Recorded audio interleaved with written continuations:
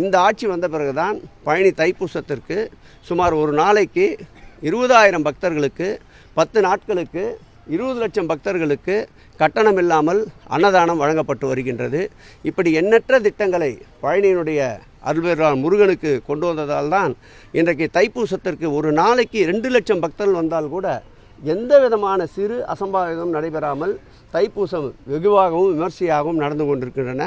தைப்பூசத்திற்கு பழனியில் மாத்திரமல்ல, அறுபடை வீடுகளான பழனி என்றாலும் சரி, திருச்செந்தூர் என்றாலும் சரி, சாமிமலை என்றாலும் சரி, திருப்பரங்குன்றம் என்றாலும் சரி, திருத்தணி என்றாலும் சரி, வரலாற்று இல்லாத அளவிற்கு பக்தர்கள் கூட்டம் இந்த ஆண்டு அதிகமாக இருந்தாலும் திட்டமிடலோடு அந்த பக்தர்கள் வருகின்ற இறை அன்பர்களுக்கு தேவையான அனைத்து அடிப்படை வசதிகளையும் செய்து எங்கு பார்த்தாலும் அரோகரா என்ற கோஷம் மனமு வந்து மகிழ்ச்சியோடு முருக பக்தர்கள் கோஷமிட்டதை மனதார கண்குளிர காண முடிந்தது.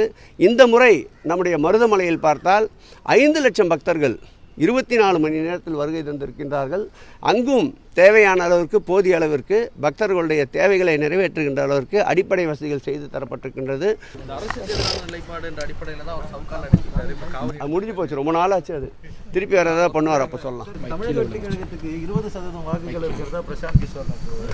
சொல்லலாம். தேர்தல் காலத்தில் நிற்கிறவங்க எல்லாருமே 100% வாக்குகள் எங்களுக்கு தான் சொல்லி தான் தேர்தல் காலத்துக்கு வருவாங்க. இறுதி தீர்ப்பு 2026ஆம் ஆண்டு மக்களின் முதல்வராக இருக்கிற எங்கள் மாண்புமிகு தமிழக முதல்வரை தேர்ந்தெடுக்க தயாராக இருக்கின்றார்கள்.